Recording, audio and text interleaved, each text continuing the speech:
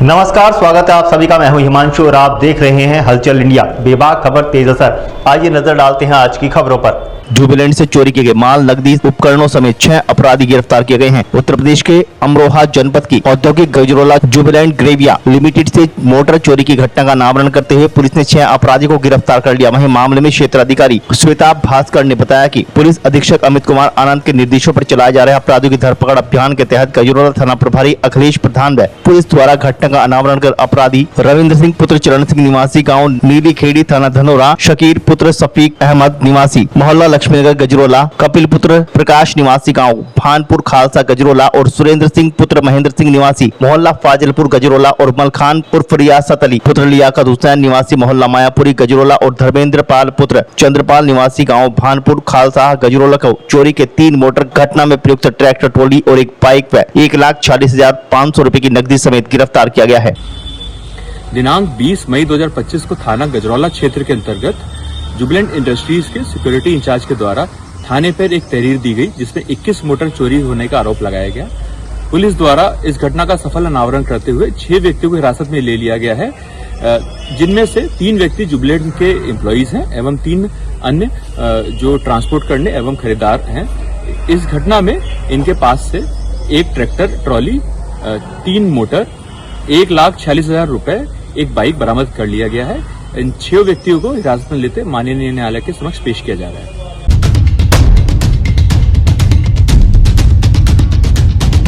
बीकानेर की रीतू आत्महत्या मामले में नया मोड़ आया है, जहां लखनऊ पुलिस पर सवाल उठाते हुए घटना को संदिग्ध बताया गया है और गुस्साए परिजनों ने रोड जाम कर दिया, जहां थाना अध्यक्ष के आश्वासन पर रोड को खोला गया। बुधवार को थाना सैदनगरी क्षेत्र के गांव बीकानेर सर्की में ग्रामीणों ने रोड जाम कर दिया। बताया जा रहा है कि मंगलवार की सुबह गाँव निवासी रीतू लखनऊ में महिला कांस्टेबल के पद पर तैनात थी और उसके कमरे में फांसी का फंदे पर लटका हुआ उसका शव मिलने की सूचना परिजनों को दी गई थी, लेकिन परिजनों के पहुंचने से पहले ही लखनऊ पुलिस ने रूम को सील कर दिया। जैसे ही परिजन मौके पर पहुंचे तो उन्होंने सवाल उठाते हुए कहा कि तख्त के बराबर में एक टेबल भी नीचे रखी हुई थी, जिसके बाद महिला कांस्टेबल के घुटने पूरी तरीके से मुड़े हुए थे। ऐसी परिस्थिति में आत्महत्या कैसे की जा सकती है? जिला पंचायत सदस्यपति ओम दत्त गुर्जर ने बताया कि लखनऊ पुलिस का व्यवहार बहुत खराब था और वहां पर किसी को भी आने नहीं दिया गया। मौके की स्थिति देखते हुए लगता है कि मृतका को मारकर उसका शव लटकाया गया है, जहां संदिग्ध परिस्थितियों में रीतू की मौत हुई है। हमारे जिले के कप्तान साहब को सूचना की, माननीय कप्तान साहब को सूचना लखनऊ से मिलनी चाहिए थी। फिर एसओ साहब दिनेश शर्मा जी सैदनगरी थाने से आए। थोड़ा सा जाम लग गया था गांव में, थोड़ा भाई पब्लिक में रोष था कि भाई परिवार है पुलिस का, अपने परिवार को भी सम्मान नहीं देंगे तो किसको सम्मान देंगे। तो इसलिए परिवार के सदस्य को यदि घटना हुई है, अभी तो जांच का विषय है कि पोस्टमार्टम की रिपोर्ट में क्या घटना है, किस मारी या मरी की उसकी सूचना वो तो पोस्टमार्टम से सब उजागर हो जाएगा, और उसके अनुसार सम्मान मिलना चाहिए। लड़की जो है, तुम्हारा परिवार बड़ा है, पुलिस परिवार बहुत बड़ा होता है, तो परिवार की पुलिस की तरफ से उनको मतलब जो मतलब एक समाज की तरह होता है, मतलब अपने परिवार को सम्मान देने का पुलिस विभाग की तरफ से, तो सम्मान देने के लिए वहाँ से गर्दानी चाहिए थी। फिर सामने अब आश्वासन दिया है कि भाई मेरी जिले की बेटी है और मेरा परिवार है और हम पूरा जो भी जांच सहयोग होगा यहाँ से लिख के देंगे, लखनऊ का रिपोर्ट भेजेंगे और जो भी कुछ सहायता होगी उसके लिए भी पूरे उन्होंने आश्वासन दिया है। और ब्रिज घाट में अब कप्तान साहब से बात हो गई है, फोर्स पहुंच रही है और सम्मान के साथ उसका अंतिम संस्कार किया जाएगा। और मैं ओमदत्त गुर्जर जिला पंचायत से वार्ड 17 से, और बड़ी दुख का विषय है कि इतनी बड़ी घटना हमारे क्षेत्र में हुई है। इसके लिए मैं उसके लिए परिवार के लिए शुभकामनाएं। स्थानीय पुलिस के मुताबिक बताया जा रहा है कि एसआई गीता ने बताया था कि गेट बंद था, तो क्या ऐसा कुछ सामने आया? देखो जी, जहाँ लड़की रहती थी वहाँ नीचे जो रूम था वो एसओ थी, लेडी एसओ थी। उन्होंने जब वहाँ पे बताया कि रूम बंद नहीं था, रूम खुला हुआ था। ये तो घटना मुझे लग रहा है कि संदिग्ध है इसमें मामला। रूम बंद यदि मतलब परिवार वालों को कुछ नहीं बताया उन्होंने, वहाँ के पुलिस एसओ साहब ने कुछ नहीं बताया, पूरा डिटेल से नहीं बताया। जैसे स्थानीय पुलिस कहना है कि किवाड़ तोड़े गए थे, तो नहीं किवाड़ नहीं टूटे, किवाड़ नहीं टूटे, किवाड़ ऑलरेडी खुले हुए थे और फिर बाद में उन्होंने लॉक किया है किवाड़ को, मतलब उसको सील कर दिया रूम को, और बाद में जांच के विषय में क्योंकि सब ये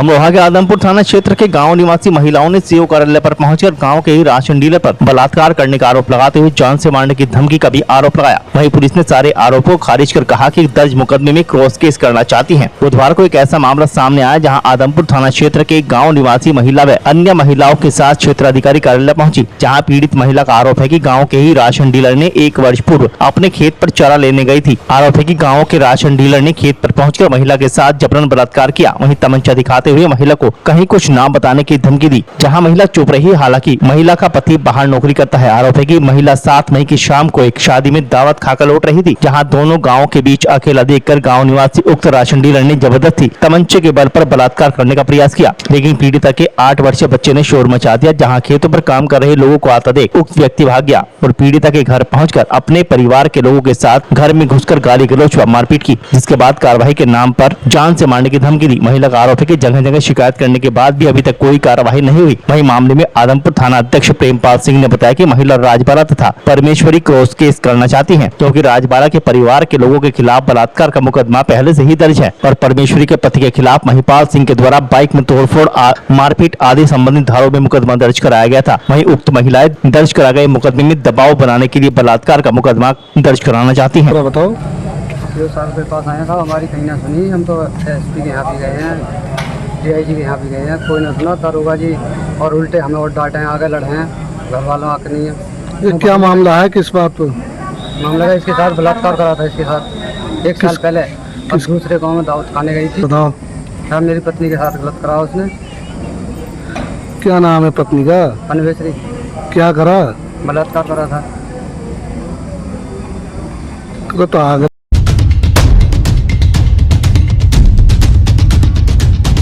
सनातन जागरण मंच के द्वारा भीषण गर्मी में शरबत का वितरण किया गया। बुधवार को महान स्वतंत्रता सेनानी वीर सावरकर जयंती के अवसर पर सनातन जागरण मंच द्वारा मेन बाजार पुरानी तहसील पर ठंडे शरबत का वितरण किया गया। वहीं शरबत पीकर राहगीरों ने राहत के सांस ली, जहां नजदीकी दुकानदारों व्यापारियों ने भी शरबत ग्रहण किया। वहीं मामले में सनातन जागरण मंच के संस्थापक दिनेश कुमार अग्रवाल जय भोले ने वीर सावरकर के महान योगदान के विषय में जानकारी दी।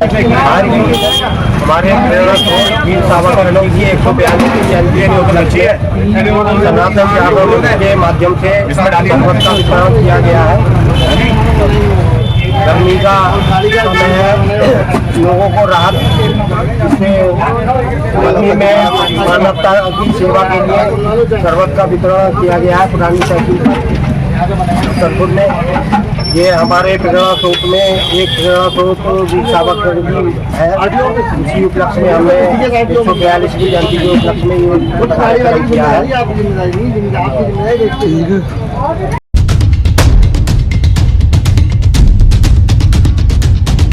राजकीय बालिका इंटर कॉलेज में समर कैंप का आयोजन किया गया। कैंप में मॉड्यूल के अनुसार प्रतिदिन विभिन्न गतिविधियां कराई जा रही हैं। बुधवार को छात्राओं के द्वारा सीखी गई गतिविधियों की साप्ताहिक प्रदर्शनी का आयोजन किया गया। इस प्रदर्शनी में छात्राओं के अभिभावकों को विशेष रूप से आमंत्रित किया गया। इस दौरान विश्व महामारी स्वच्छता दिवस का आयोजन किया गया। स्मार्ट क्लास में महामारी से जुड़ी नई बुकलेट को छात्राओं व उनके माताओं के समक्ष प्रस्तुत किया गया।